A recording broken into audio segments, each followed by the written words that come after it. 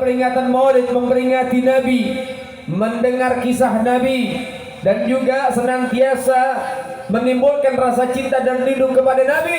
Itu gak butuh dalil apapun, gak butuh dalil hadis wala dalil Quran, saudara. Cukup dalil mahabbah, cukup dengan dalil cinta kepada baginda Nabi Muhammad Sallallahu Alaihi Wasallam yang menggerakkan kita sama-sama istiqamah di dalam majlis-majlis Maulid.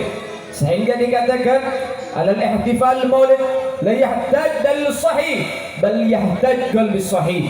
Gak butuh dalil apapun, cukup dalil hati yang bersih menjadikan itu sebagai salah satu kita, menekankan kepada kita untuk senantiasa berada di dalam peringatan Maulid baginda Nabi Muhammad. Dan juga dikatakan qad faza qalba bi hubbi ashabil kahfi fa kaifa nahna bi hubbin nabi wa ali nabi. Bila mana anjing menjadi beruntung karena cinta kepada 7 orang yang beriman, cinta dan setia kepada ashabul kahfi, lalu bagaimana orang-orang yang cinta kepada Nabi dan keluarga baginda Nabi Muhammad? Fatuba thumma tuba, beruntung dan makin beruntung bagi mereka yang dekat kepada baginda Nabi Muhammad Sallallahu Alaihi Wasallam. Di tempat ini cerita Nabi Muhammad dibagikan. Di tempat ini kita diajak bersalawat kepada Sayyidina Muhammad, diajak zikir kepada Allah. Begitu banyak kebaikan demi kebaikan ada di tempat ini, saudara-saudara sekalian. Sehingga Nabi mengatakan ghanimah majalis zikir al-jannah, bayaran, tebusan yang pantas bagi mereka yang gemar berzikir kepada Allah. Mereka hanya pantas dibayar dengan surga Allah Subhanahu wa taala. Dan juga saudara dimuliakan oleh Allah, kita diperdengarkan, dibacakan rawi, baik maulid habsinya, maulid tibanya, berzanjinya di setiap tempat-tempat maulid.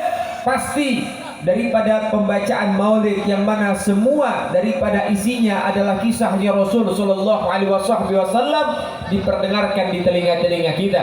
Itu adalah perintah dari Allah. Allah menyatakan Bismillahirrahmanirrahim, wa kullan naqussu 'alaika min anba'ir rasul man nuthabbitu bihi fu'ada wa ja'aka fi hadzal haqq wa mau'izatun wa dzikra lil mu'minin. Dan telah kami kisahkan kepada engkau wahai Muhammad kisah para anbiya yang telah berlalu.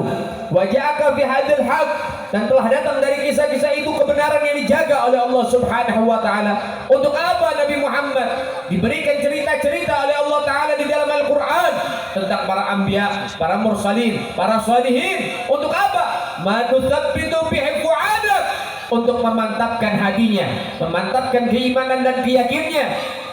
Timbul pertanyaan, apakah selemah itu keimanan dan keyakinan Nabi kepada Allah? Tentu tidak, karena keimanan Nabi, kecintaan Nabi, keyakinan Nabi, dan kemantapan hatinya telah sampai di dalam puncaknya, saudara sekalian.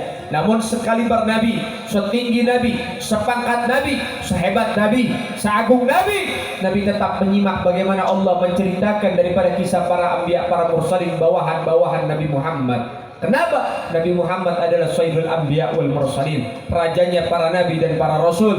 Tapi masih menyimak bagaimana Allah Ta'ala menceritakan saudara-saudaranya dari para anbiya, para mursalin kepada Rasulullah untuk memantapkan hatinya. Ini adalah contoh dari Nabi Muhammad Sallallahu Alaihi Wasallam.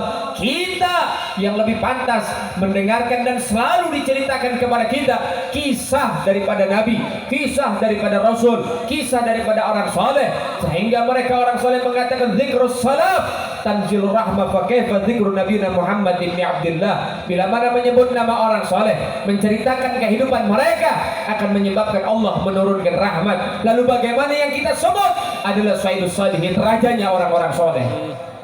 Yang kita dengar adalah siapa? Kisahnya daripada rajanya orang-orang soleh. Tentu daripada rahmat Allah beri, maghfirah pengampunan Allah kasih, rahmatnya, inayahnya, taufiknya, mahabbahnya diberikan kepada orang-orang yang cinta kepada baginda Nabi Muhammad.